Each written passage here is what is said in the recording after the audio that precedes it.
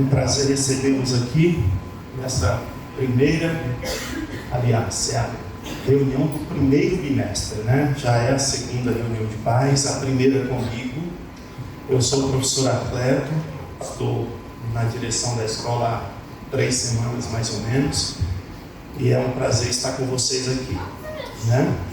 Como tudo aqui na escola adventista começa com um devocional, eu vou gastar aqui 4 minutinhos nesse devocional, tá bom? Então eu vou usar como referência esse verso da Bíblia, que está em Gênesis 5, verso 22, certo?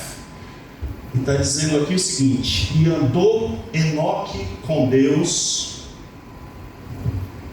depois que gerou a Matusalém 300 anos e gerou filhos e filhas. Então aqui você tem algumas informações, e a que eu gostaria de destacar é a seguinte: andou Enoque com Deus depois que gerou a Matusalém, ou seja, depois que foi pai. Certamente Enoque era um homem temente a Deus, né? Ele já temia a Deus, ele até tinha uma vida devocional com Deus, né? Mas aconteceu algo extraordinário na vida dele, que foi a vinda na sua família do seu filho Matusalém.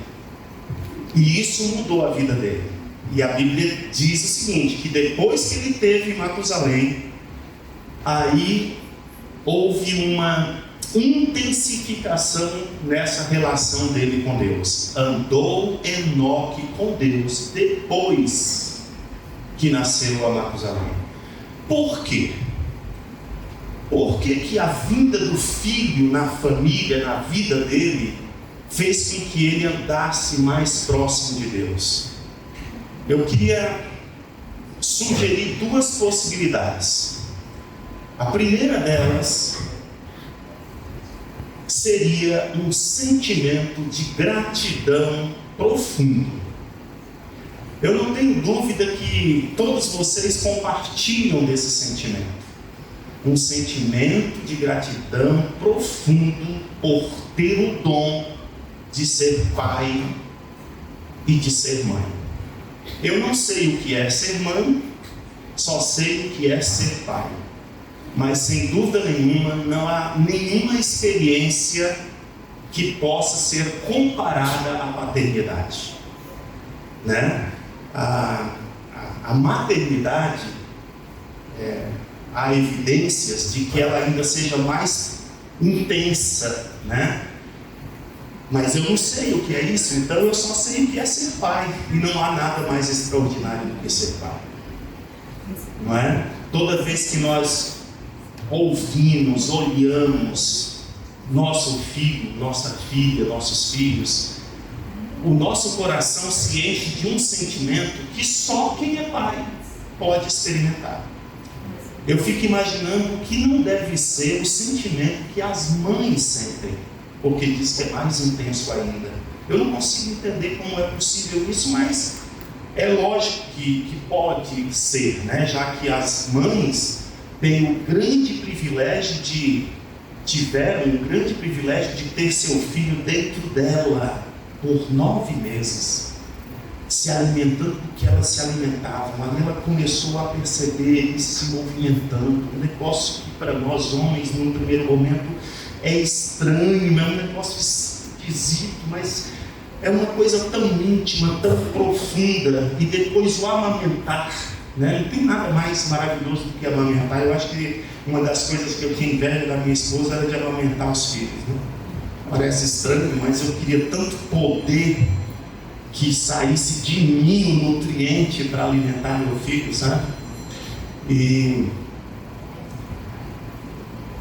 o celular bem ali, se desliga por favor, cara. Então, eu imagino que Enoque andou com Deus em retribuição, em gratidão por receber o dom da paternidade, sabe? Fala, Senhor, puxa vida, o que eu poderia fazer para retribuir tão grande dom, né? E aí ele passa a se dedicar muito mais a Deus, passa a ser uma pessoa muito mais leal a Deus depois que é pai. O segundo motivo que eu sugiro é o fato de ele entender que educar aquela criança, protegê-lo do mal em todas as suas formas, não seria possível para ele sozinho. E aí eu digo que ele, entendendo o tamanho da sua responsabilidade, ele diz: eu preciso muito da ajuda de Deus, eu preciso muito me apegar a Deus, para que Ele me ajude a ter sabedoria, não é? Porque nós pais e mães, esse sentimento de amor profundo que nós temos pelos nossos filhos e o prazer que temos em atendê-los, não é? Em servi-los, isso pode ser um problema para nós, porque nós precisamos formá-los para viver sem nós, e isso não é fácil. Precisamos de sabedoria para medir os sims e os nãos. Como proteger nossos filhos? Na primeira infância é fácil, mas na medida que eles vão crescendo, se tornando independentes, o meu está trabalhando a milhares de quilômetros de mim. Como eu posso protegê-lo? Não posso. Preciso de Deus. Então Enoque andou com Deus depois que gerou a Matusalém. Né?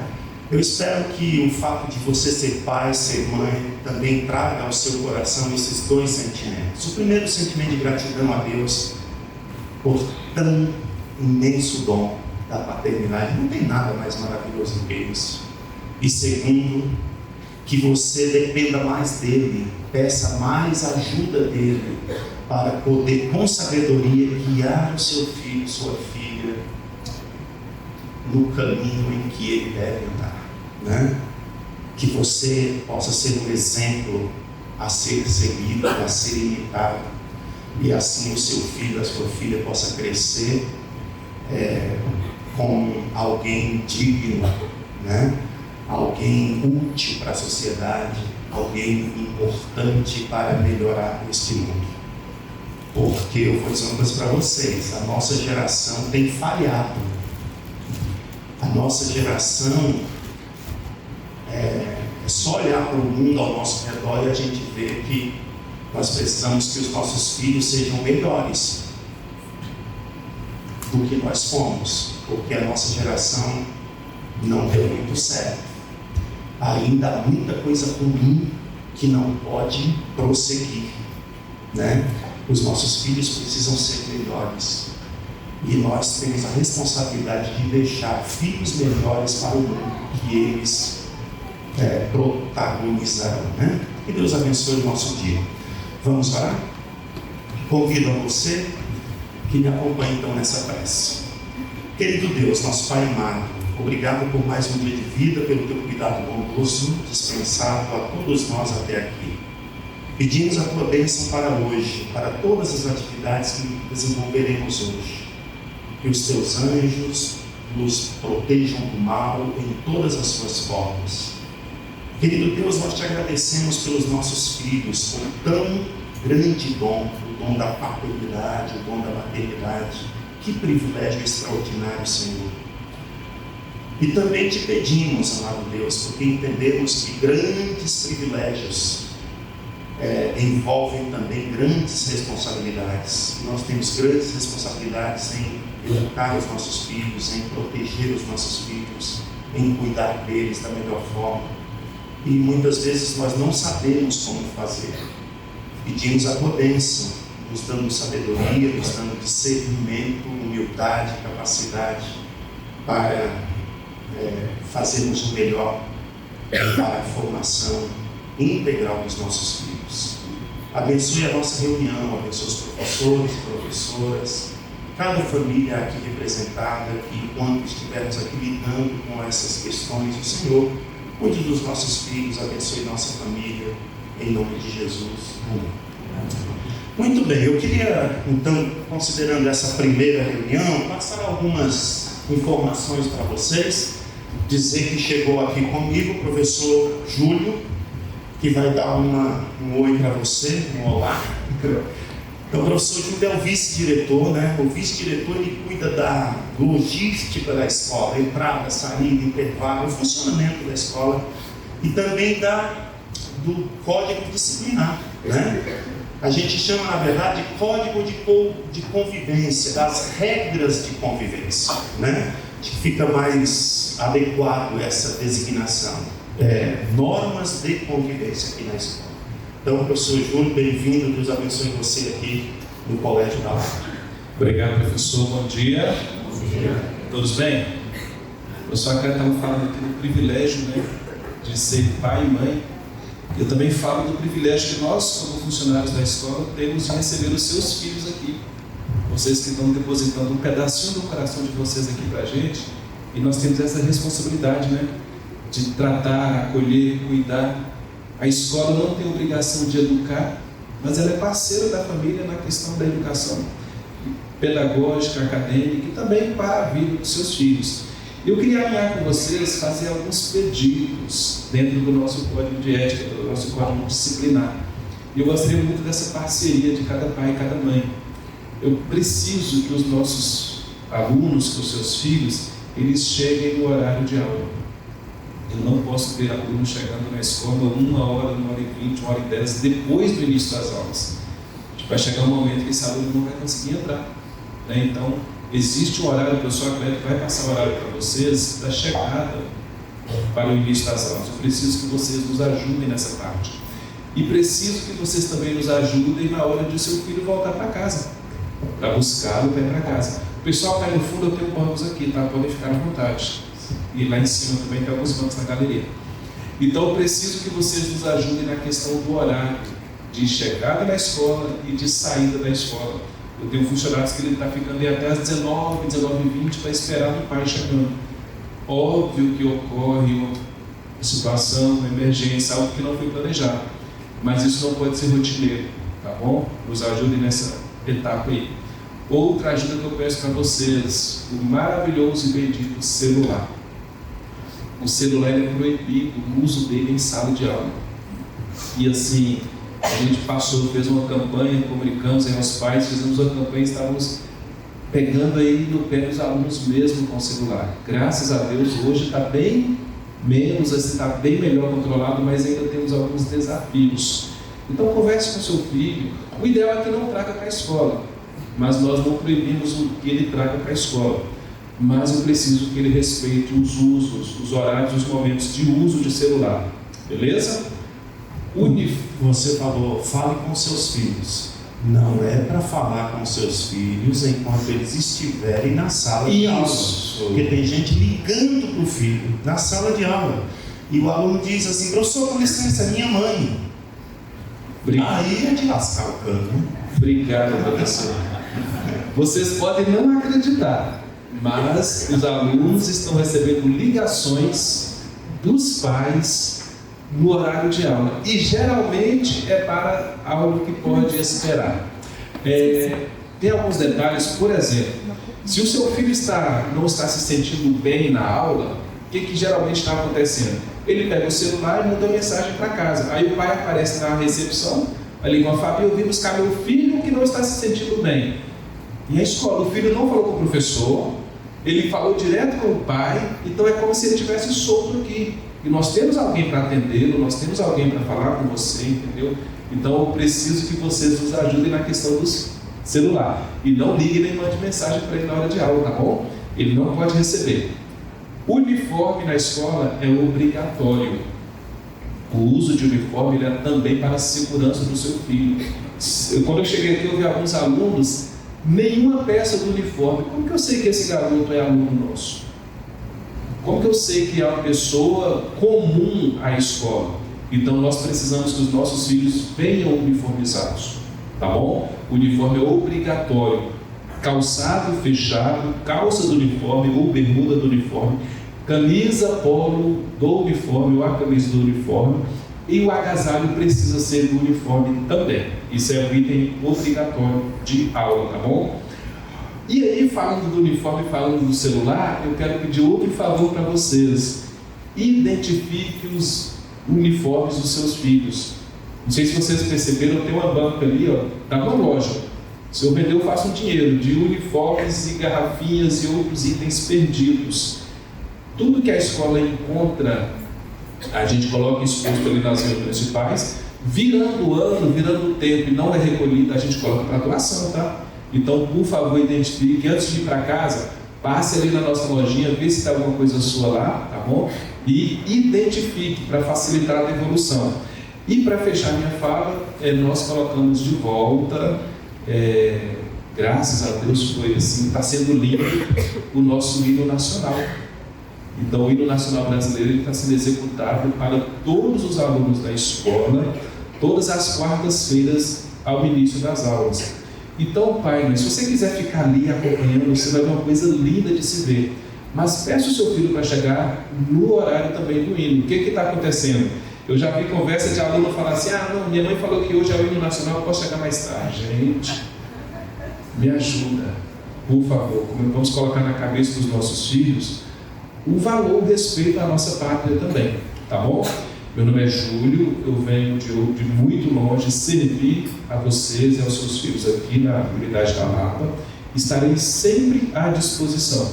Já conversei com alguns pais, eu sempre vou tratar os seus filhos na linha de acolhimento, mas eu não posso abrir mão, né, da conduta e do respeito também. Então, contem muito comigo, contem com o professor Cleber, que também está chegando aqui agora. Estaremos sempre à disposição de vocês. Ótimo dia, estamos aí. Obrigado aí, professor Júlio. Eu queria colocar mais algumas questõezinhas aqui.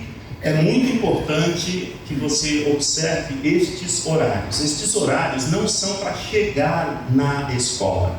Estes horários são para começar as aulas. Então nós estamos perdendo aí um tempo importante do início das aulas. Então nós vamos começar as aulas às 7 horas da manhã. Tá? Eu estava ainda um pouco tolerante porque eu não tinha tido esse momento com vocês. Mas então hoje a gente fica a tempo aqui, porque nós começaremos as aulas às 7 horas da manhã. Então chegou 7 horas lá no portão, chegou atrasado já, tá certo? Neste horário é para estarmos na sala de aulas para as aulas começarem, ok? Muito bem, no período da tarde, 12 horas e 50, começa a aula na sala de aulas. Chegou 1 hora, chegou atrasado 10 minutos já, tá certo?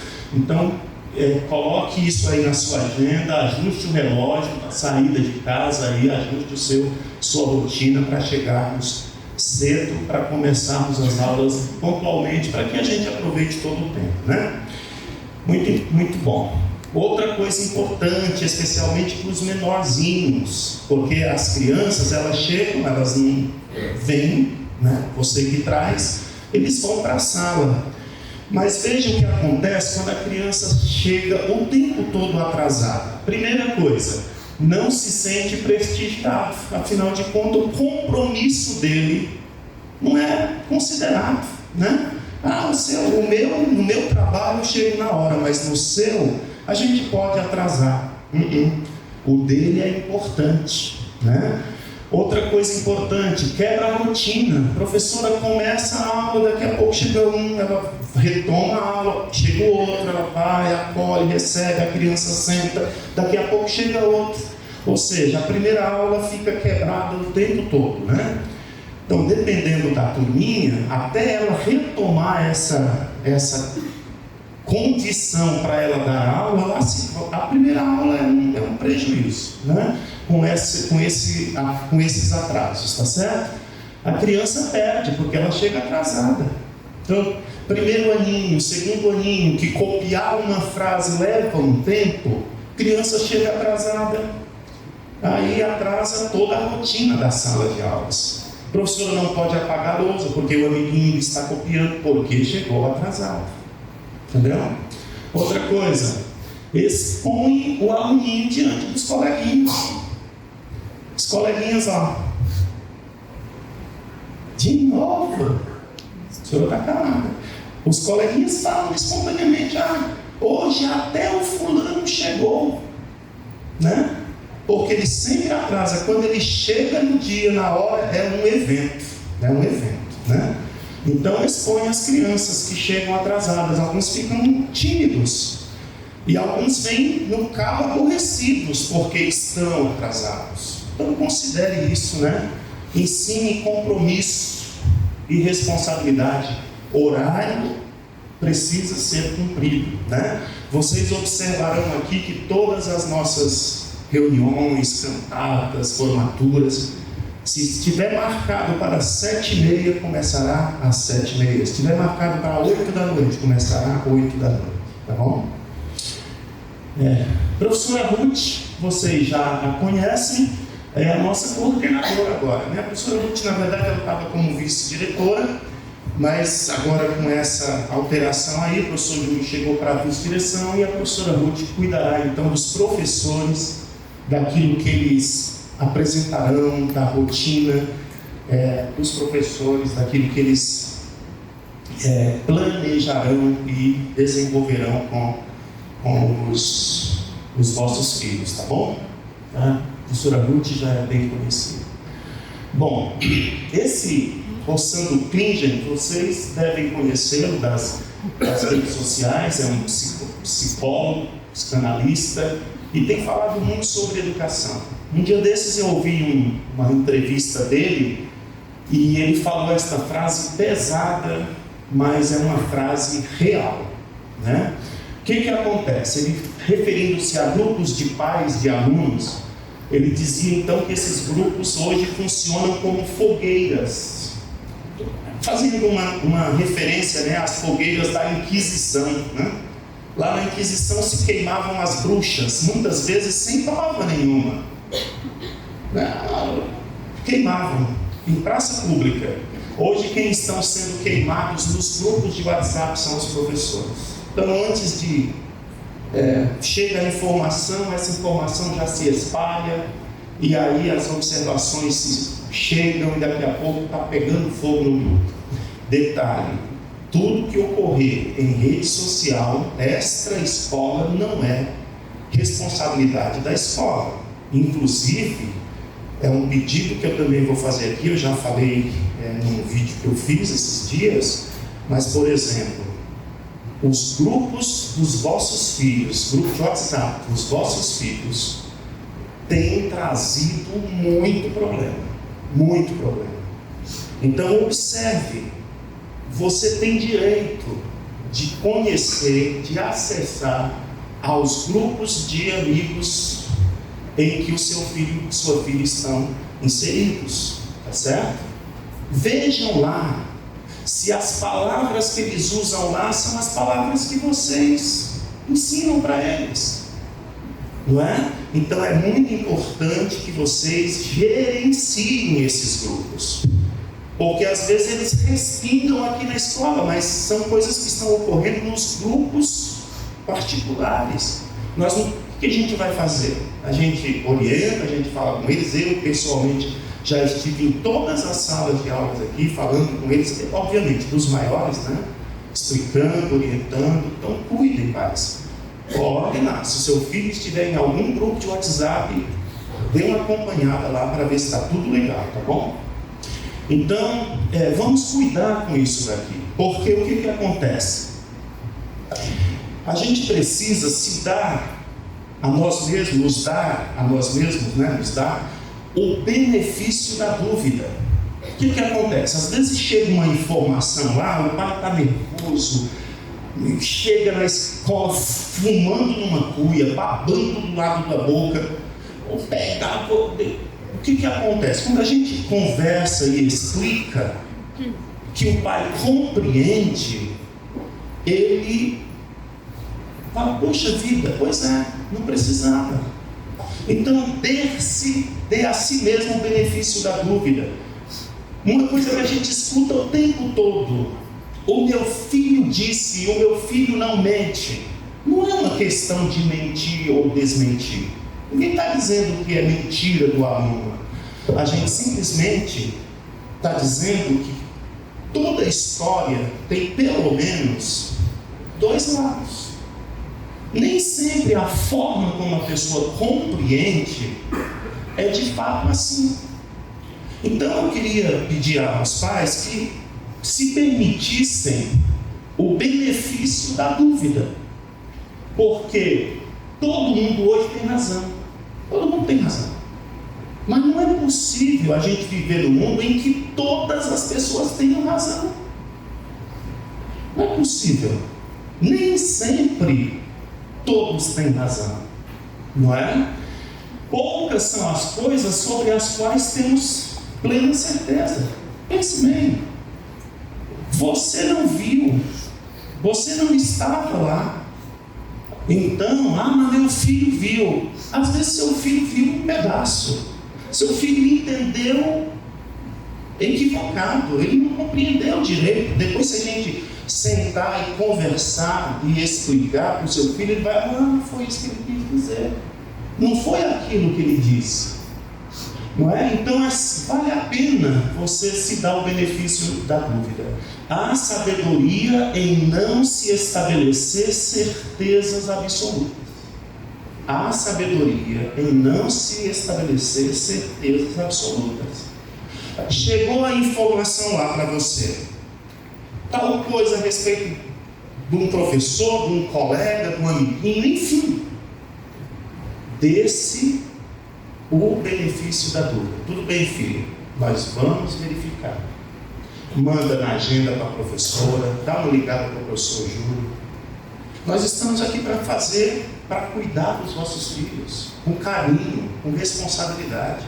Então a gente vai gerenciar as situações, não é? Então,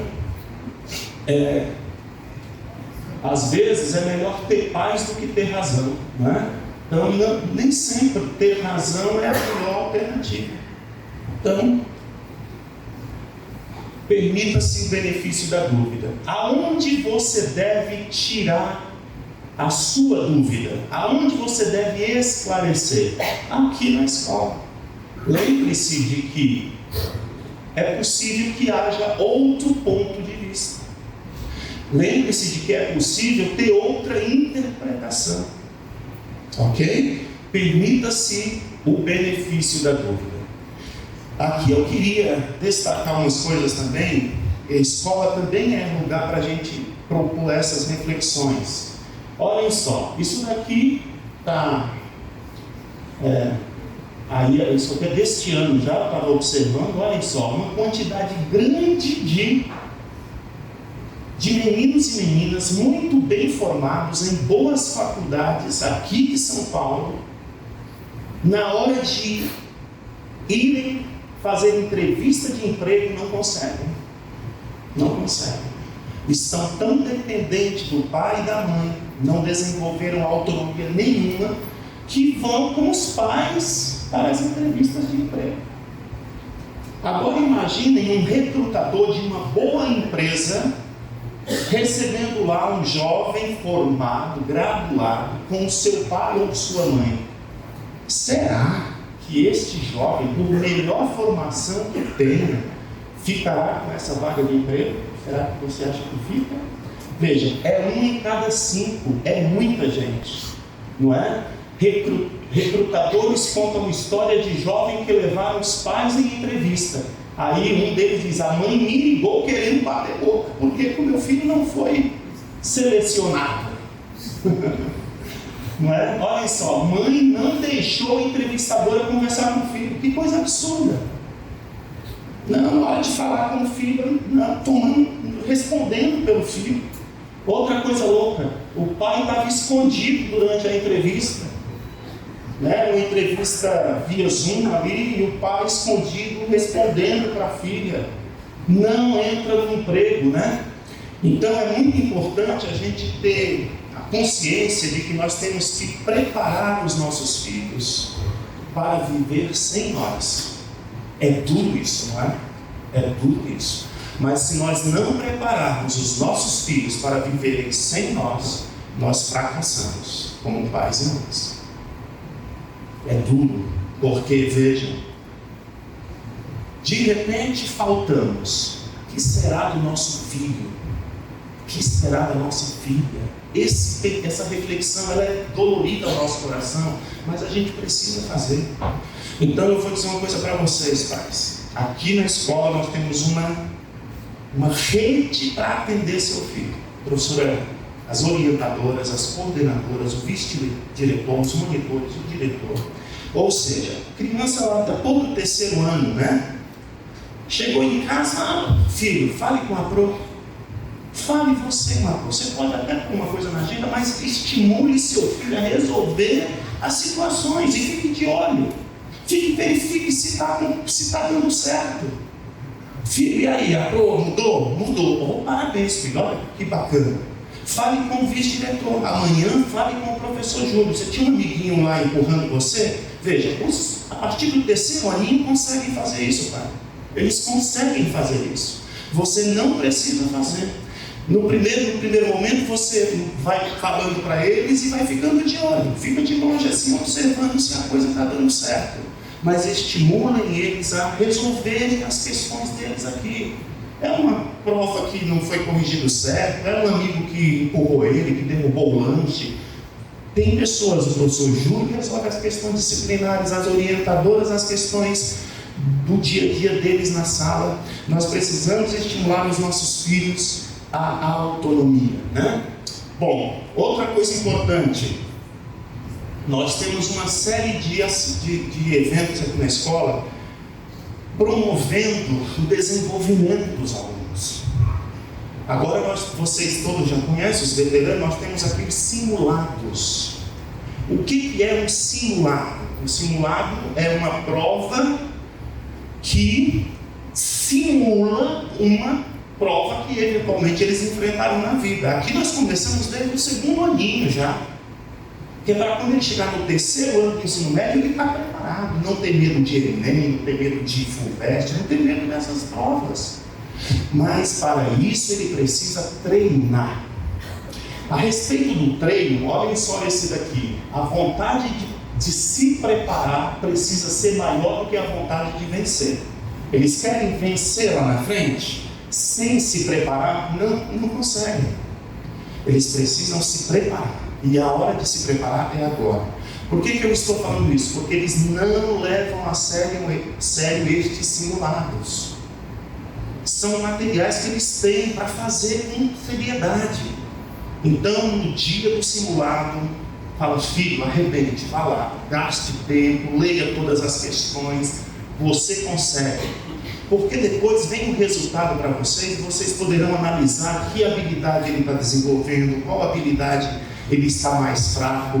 Do jeito que eles estão fazendo, não serve de nada, porque como eles chutam, a gente pega aquele resultado, ele é falso. Então não dá para a gente fazer uma boa análise.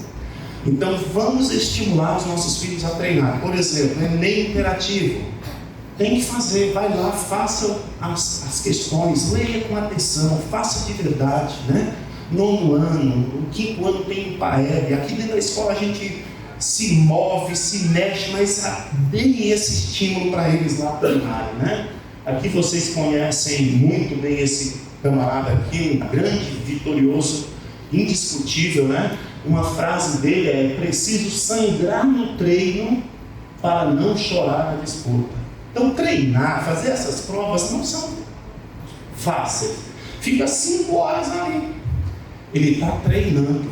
Esse é o treino do Enem. Ele está treinando. Ah, mas ele é muito cedo para ele treinar. Não é muito cedo para ele treinar. Agora é a hora dele começar a treinar. Tá bom? Então contamos aí com a ajuda de vocês. Olha o Mike Tyson aqui, né? Um grande campeão, muitos já não conhecem, não conheceram, mas muitos de nós conhecemos. Então o que ele diz? Ele diz, olha, alguém chegou e perguntou para ele, olha, é verdade que você se levanta 4 horas para correr? Ele disse, não, 4 horas eu já estou correndo. Aí ele disse, se eu souber que alguém está às 3 horas, levantou 3 horas para treinar, eu levanto às 2. Se eu souber que alguém se levanta às 2, eu não durmo, só vou treinar, né? Então nada é de graça, nada é de graça, tudo tem seu preço. E nós precisamos inculcar nas nossas crianças, nossos filhos e alunos este conceito, tá bom? Então olhem só, a cada bimestre nós temos simulados, a cada bimestre, né? Não deixe o aluno faltar nesse dia, não, é simulado, vá e faça o seu melhor, não é? É uma avaliação que não é preparada pelos nossos professores para não ter nenhum viés, nenhuma contaminação, né? É uma prova externa muito bem preparada. Então, precisamos, veja, ele avalia muito bem isso aqui. É uma data única, eles não podem faltar, não é? Então, a gente coloca aqui um ponto para o aluno no final do bimestre, na média, mas vejam, os nossos alunos não precisam tirar isso da mente, né?